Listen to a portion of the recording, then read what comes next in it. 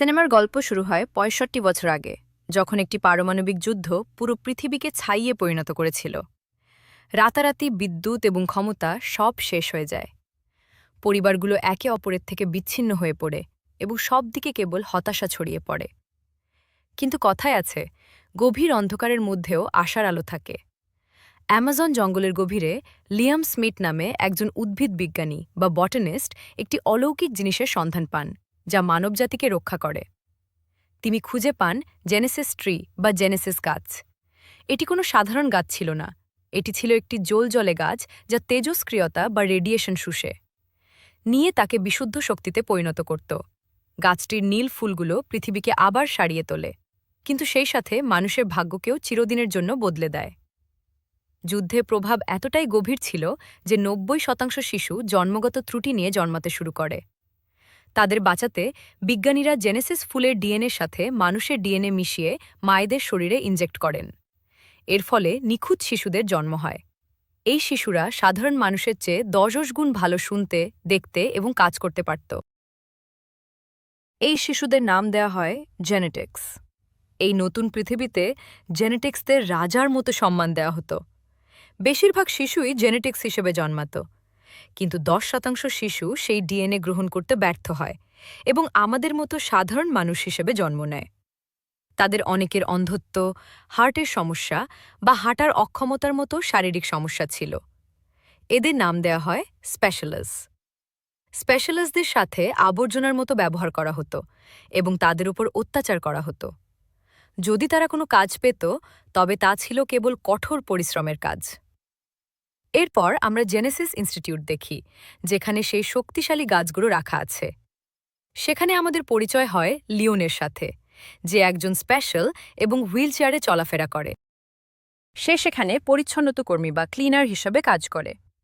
তার সাথে আছে ক্লোই নামে একটি ১২ বছরের মেয়ে, যে স্কুল থেকে ফিল্ড ট্রিপে এসেছে। কিন্তু লিওন আর ক্লোই আসলে একসাথে কাজ করছে। তারা এখানে কিছু চুরি করতে এসেছে। ক্লোই গাইডকে অন্যমনস্ক করে রাখে, আর সেই ফাঁকে লিওন একটি সুরক্ষিত দরজা হ্যাক করে খুলে ফেলে। সে পাহারাদার বা গার্ডদের দিকে নজর রাখে। তাদের সামলানোর জন্য লিওন একটি রিমোট কন্ট্রোল ইঁদুর খেলনা ছেড়ে দেয়। যখন গার্ডরা খেলনাটি তোলে, তখন সেটিতে থেকে ঘুমের গ্যাস বের হয়। লিওন মাস্ক পরে ল্যাবের ভেতরে প্রবেশ করে। সে ভেন্টিলেশন দিয়েও গ্যাস ছেড়ে দিয়েছিল, ফলে বিজ্ঞানীরা অজ্ঞান হয়ে পড়ে। লিওন সাহস সঞ্চয় করতে তার মায়ের পুরনো ঘড়িটির দিকে তাকায়। সে কাঁচ কেটে একটি মিল জেনেসিস ফুল তুলে নেয়।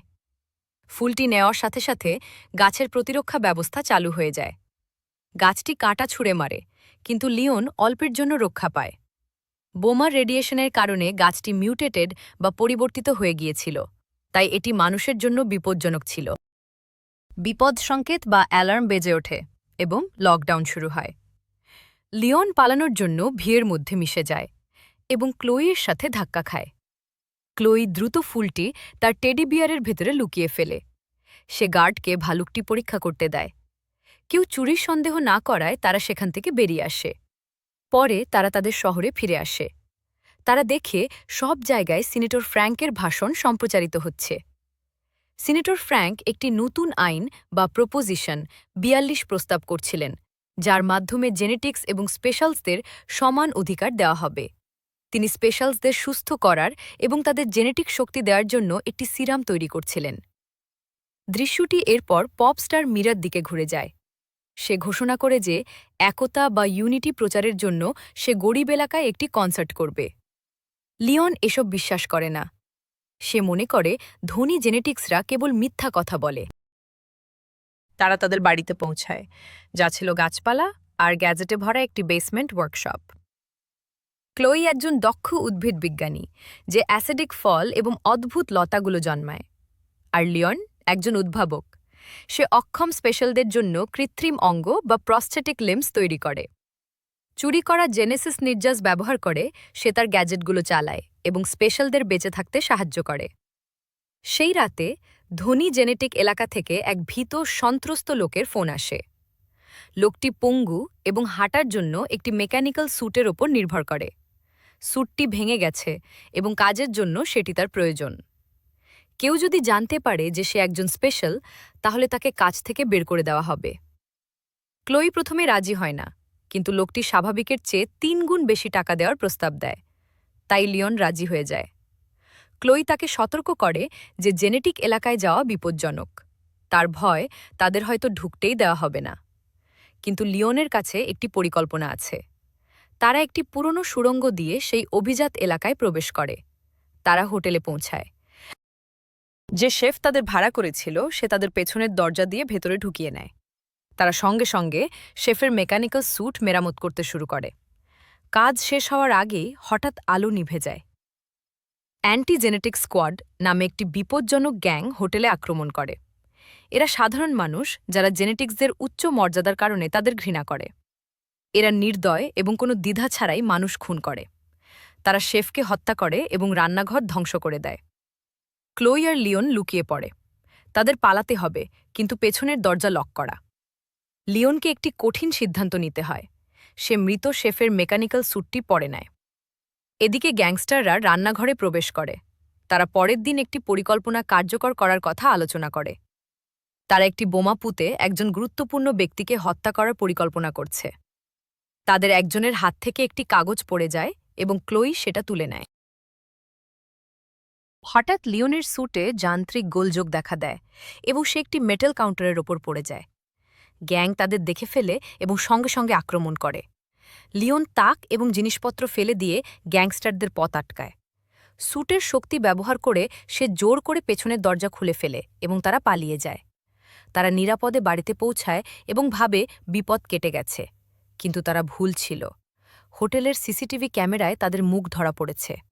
যেহেতু গ্যাং সদস্যরা মুখোশ পড়েছিল, পুলিশ মনে করে লিওন আর ক্লোই হল সেই গ্যাংয়ের লিডার। এখন তারা এমন এক অপরাধের জন্য ওয়ান্টেড ক্রিমিনাল যা তারা করেইনি। তারা পুলিশের স্পেশাল ফোর্সের প্রধানের একটি সাক্ষাৎকার দেখে। লিওন বুঝতে পারে এই লোকটাই হোটেলের সেই গ্যাং লিডার। সে আক্রমণের সময় তাকে চিনে ফেলেছিল। এটা পরিষ্কার হয়ে যায় যে পুলিশ প্রধানই ওই সন্ত্রাসী গ্যাংটি চালায়। ক্লোই তার কুড়িয়ে পাওয়া কাগজটি পরীক্ষা করে। এটি ছিল মীরার কনসার্টের একটি ফ্লায়ার। এতে প্রপোজিশন ৪২ আইনটি বাতিল হয়ে যাবে এবং স্পেশালরা নির্যাতিতই থাকবে। ক্লোই কিছু একটা করার সিদ্ধান্ত নেয়। এই মিশন তাদের এবং সমস্ত স্পেশালদের বাঁচাতে পারে। কিন্তু লিওন মনে করে একটা ছোট মেয়ে আর একজন পঙ্গু মানুষ কিছুই করতে পারবে না। সে পালানোর পরিকল্পনা করে। ক্লোই রেগে গিয়ে তাকে ছেড়ে চলে যায়। জিনিসপত্র গোছানোর সময় সে তার মায়ের ঘড়ির দিকে তাকায়। তাতে লেখা ছিল, সব মানুষ সমান। তার মনে পড়ে স্পেশাল হওয়ার কারণে চিকিৎসা না পেয়ে তার মা মারা গিয়েছিল। সে বুঝতে পারে মানুষ যখন কষ্টে আছে তখন সে পালিয়ে যেতে পারে না। সে থাকার সিদ্ধান্ত নেয় এবং কাজে লেগে পড়ে। ক্লোই ফিরে এসে দেখে লিওন মেকানিক্যাল স্যুটটি মডিফাই বা উন্নত করছে। এতে সে খুশি হয়। সেই লতাগুলোতে অ্যাসিডিক ফল ধরে, যা থেকে অজ্ঞান করার গ্যাস এবং পোড়ানোর মতো অ্যাসিড বের হয়। পরদিন তারা মিশনের জন্য প্রস্তুত হয়। গ্যাং মীরাকে অপহরণ করতে কনসার্টে আসে। বিশৃঙ্খলা শুরু হয়। ভিড়ের মধ্যে লিওন আর ক্লোইকে দেখা যায় না। কিন্তু গ্যাং যখন মীরাকে ধরে নিয়ে যাচ্ছে, লিওন তার মেকানিক্যাল স্যুট পরে লাফিয়ে আসে। প্রথমে ভারসাম্য রাখতে তা কষ্ট হয়, তারপর সে সোজা হয়ে দাঁড়ায়। গ্যাংস্টাররা তাকে দেখলে সে স্যুটটি সক্রিয় করে এবং মুহূর্তের মধ্যে গাছপালা স্যুটটিকে ঢেকে ফেলে। এটি ছিল ক্লোইয়ের কারসাজি। গ্যাং সদস্যরা তাকে দেখে হাসাহাসি করে, কিন্তু তখনই লিওন স্যুটের আসল শক্তি প্রকাশ করে। সে লতাগুলো ব্যবহার করে গ্যাংস্টারদের আক্রমণ করে। লতার ফলগুলো গ্যাস ছেড়ে তাদের অন্ধ করে দেয়। কিন্তু মীরাকে বাঁচানোর আগেই আরও গ্যাংস্টার এসে হাজির হয়। একা লড়াই করার জন্য তারা সংখ্যায় অনেক বেশি ছিল। তারা লিওনকে মাটিতে ফেলে দেয় এবং মারতে মারতে তার স্যুট ভেঙে ফেলে। লিওন নিরুপায় হয়ে পড়ে যায়। ঠিক তখনই ক্লোই একটি চুরি করা গাড়ি নিয়ে সেখানে পৌঁছায়। সে গ্যাংস্টারদের ধাক্কা দেয়। লিওন আর মীরাকে তুলে নিয়ে পালিয়ে যায়। তারা লিওনের ওয়ার্কশপে ফিরে আসে এবং সব গোপন প্রবেশপথ বন্ধ করে দেয়। তারা মীরাকে সব সত্য খুলে বলে। তারা জানায় যে পুলিশ তাকে রক্ষা করার কথা, তারাই আসলে হামলাকারী। মীরা বলে আগামীকাল সিনেটরের সাথে তার মিটিং আছে। লিওন বলে সে এটা আগেই আন্দাজ করেছিল। গ্যাং গতকাল হোটেলে হামলা করেছিল। আজ তারা কনসার্টে হামলা করেছে। আগামীকাল তারা মেডিকেল সেন্টারে হামলা করবে, কিন্তু তাদের লক্ষ্য তোমাকে মারা নয়। তারা নতুন আইন বন্ধ করতে সিনেটরকে হত্যা করতে চায়। আমাদের যে কোনো মূল্যে সিনেটরকে বাঁচাতে হবে। মীরা তাদের পরিকল্পনায় যোগ দেয়। পরদিন তারা এক দম্পতি সেজে সেন্টারে প্রবেশ করে। স্টাফদের ব্যস্ত রাখতে লিওন মীরাকে গান গাইতে বলে। এদিকে গ্যাংস্টাররা তাদের পরিকল্পনা বাস্তবায়ন করতে সেখানে পৌঁছায়। লিওন তাদের আক্রমণ করে, তাদের মুখোশে অ্যাসিড স্প্রে করে। মুখোশগুলো গলতে শুরু করে। সে একে একে তাদের ধরাশায়ী করে। কিন্তু লিওন পুলিশ চিফের সাথে পেরে ওঠে না, কারণ চিফ খুব শক্তিশালী। চিফ লিওনকে আবার মেরে ফেলে দেয়। তার স্যুট আবারও ধ্বংস হয়ে যায়। লিওন ভাবে এটাই শেষ। ঠিক তখনই সিনেটরের রক্ষীরা এসে পৌঁছায়। তারা অনেক গ্যাং সদস্যকে গুলি করে, বাকিরা পালিয়ে যায়। পুলিশ চিফ, যে গ্যাংয়ের লিডার, সেও পালিয়ে যায় এবং নিজের পরিচয় গোপন রাখতে সক্ষম হয়। লিওন সিনেটরকে বাঁচিয়ে একটি বীরোচিত কাজ করে, তবে সিনেটরের গার্ডরা তাকে অপমান করতে শুরু করে। তখন স্বয়ং সিনেটর সেখানে উপস্থিত হন। লিওন হতভম্ব হয়ে যায়। একটি বিশাল টুইস্ট বা মোড় সামনে আসে। লিওন আসলে সিনেটরের ছেলে। এটা শুনে ক্লোই চমকে যায়। সে ভাবে লিওন সেই ধনী জেনেটিক অভিজাতদেরই একজন। সে কাঁদতে কাঁদতে পালিয়ে যায়। শীঘ্রই খবরটি ভাইরাল হয়ে যায়। সবাই জানতে পারে সিনেটরের ওপর হামলা হয়েছে। সাংবাদিকরা সিনেটরের সাক্ষাৎকার নিতে আসে। তিনি সবাইকে বলেন, একজন হিরো, আমার ছেলে, আমাকে বাঁচিয়েছে এবং সে একজন স্পেশাল। এটি প্রমাণ করে যে স্পেশালরা জেনেটিক্সদের চেয়ে নিচু নয়, তারা সমান অধিকার পাওয়ার যোগ্য। এরপর প্রপোজিশন ৪২ সংখ্যাগরিষ্ঠ ভোটে পাশ হয়। সরকার স্পেশালদের সমান অধিকারের প্রতিশ্রুতি দেয়। স্পেশালদের চিকিৎসার জন্য মেডিকেল ক্যাম্প বসানো হয়। লিওন ক্লোইকে খুঁজতে যায়, কিন্তু তাকে কোথাও খুঁজে পায় না। দুঃখ মনে সে মেডিকেল ক্যাম্পে ফিরে আসে। সে স্পেশালদের চিকিৎসা নিতে দেখে। সিনেটর তার সাথে দেখা করেন এবং তার অতীতের ভুলের জন্য ক্ষমা চান। তিনি স্বীকার করেন যে তার ভুলের কারণেই লিওনের মা মারা গিয়েছিলেন। এখন আমি সেটা ঠিক করতে চাই। তোমার মা মারা যাওয়ার আগে তোমার জন্য একটি চিঠি রেখে গিয়েছিলেন। তুমি পালিয়ে যাওয়ার আগে আমি সেটা তোমাকে দিতে পারিনি। লিওন একান্তে চিঠিটি পড়ে। তার মা তাকে বাবাকে ক্ষমা করতে বলেছিলেন। তিনি তাকে বলেছিলেন উদার মননের মানুষ হতে, কারণ শেষ পর্যন্ত আমরা সবাই সমান। ক্লোই এবং মীরা লিওনের সাথে দেখা করতে আসে। ক্লোই তাকে জানায় পুলিশ চিফ গ্রেফতার হয়নি, সে এখনও সিনেটরের সাথে কাজ করছে। লিওন সন্দেহ করে কিছু একটা ভুল হচ্ছে। ক্লোই সত্য উদ্ঘাটন করে। একটি হাইটেক ক্যামেরা ব্যবহার করে সে ল্যাবরেটরির ভেতরে উঁকি দেয়। সে সিনেটর এবং পুলিশ চিফকে একসাথে দেখতে পায়। তারা বুঝতে পারে এই দুজন শত্রু নয়, তারা আসলে পার্টনার বা সহযোগী। তারা যা কিছু দেখেছে সবই ছিল বিশ্বকে বোকা বানানোর জন্য সাজানো নাটক। সিনেটর যে আইনটি প্রস্তাব করেছিলেন তা স্পেশালদের সাহায্য করার জন্য ছিল না, এটা ছিল জেনেটিক্সদের আরও উন্নত বা আপগ্রেড করার জন্য। তাদের একটি কেমিক্যালের প্রয়োজন যা স্পেশালদের শরীরে পাওয়া যায়। এই নাটকটি ছিল সেই কেমিক্যাল বের করার একটি ছদ্মবেশ। ক্যাম্পে চিকিৎসার জন্য আসা স্পেশালদের মস্তিষ্ক থেকে সেই কেমিক্যাল সংগ্রহ করা হচ্ছে। এই নিষ্কাশন প্রক্রিয়াটি মারাত্মক, এতে রোগী মারা যায়। কিন্তু সিনেটর এবং তার দলের তাতে কিছুই যায় আসে না। তারা চায় স্পেশালরা মারা যাক। তারা এমন এক পৃথিবী চায় যেখানে শুধু জেনেটিক্সরাই থাকবে। তারা আরও একটি তথ্য আবিষ্কার করে। আসলে মাত্র একজনই সুস্থ হবে, আর সে হল লিওন, সিনেটরের ছেলে। লিওন ক্যাম্প পর্যবেক্ষণ করে। মানুষ দ্রুত মারা যাচ্ছে। স্পেশালরা বুঝতে পারে কি ঘটছে। তাদের সাথে বিশ্বাসঘাতকতা করা হচ্ছে। তারা লড়াইয়ের প্রস্তুতি নেয়। পরিকল্পনা অনুযায়ী লিওন অপারেশন থিয়েটারে প্রবেশ করে। সে তার সার্জারির জন্য প্রস্তুত। সে কম্বলের নিচে তার প্রস্থেটিক স্যুটটি লুকিয়ে রেখেছিল, যা সে আগেই মেরামত করেছিল। যখন তার বাবা এবং নার্সরা তার কাছে আসে, সে তার পরিকল্পনা প্রকাশ করে। সে তার বাবার গলা চেপে ধরে, তাকে দানব বলে একটি ঘরে আটকে রাখে। সে নার্সের কাছ থেকে ইঞ্জেকশনটি নিয়ে নেয়। এতে একজন নির্দোষ স্পেশালের শরীর থেকে বের করা প্রতিষেধক বা কিওর ছিল। লিওন সিকিউরিটি রুমের দিকে ছুটে যায়। সে রক্ষীদের হারিয়ে গেট খুলে দেয়। গেট খোলার সাথে সাথে অ্যালার্ম বেজে ওঠে। পুলিশ চিফ পরিস্থিতি নিয়ন্ত্রণে আনতে তার পুরো বাহিনী নিয়ে সেখানে পৌঁছায়। কিন্তু ততক্ষণে অনেক দেরি হয়ে গেছে। স্পেশালরা নিয়ন্ত্রণ নিয়ে নিয়েছে। পাথর এবং খাটের ফ্রেমের মতো যা কিছু তারা হাতের কাছে পায় তা দিয়েই তারা জেনেটিক্স এবং গ্যাংস্টারদের আক্রমণ করে। জেনেটিক্সরা অনেক বেশি শক্তিশালী, কিন্তু স্পেশালরা সংখ্যার জোরে তাদের কোণঠাসা করে ফেলে। যুদ্ধ তীব্র আকার ধারণ করে। এদিকে ক্লোই আর মীরা অন্য মিশনে আছে। তাদের কাছে সিনেটর এবং পুলিশের বিরুদ্ধে প্রমাণ আছে। তারা সেটা কর্তৃপক্ষের কাছে পাঠানোর চেষ্টা করে, কিন্তু আপলোড হতে 5 মিনিট সময় লাগবে। এই সময় তারা আক্রমণের মুখে পড়ে। একজন লোক মীরাকে আক্রমণ করে, তার গলা টিপে ধরে। মীরা প্রায় মরতেই বসেছিল, কিন্তু একজন স্পেশাল পেছন থেকে লোকটিকে আক্রমণ করে এবং মীরাকে বাঁচায়।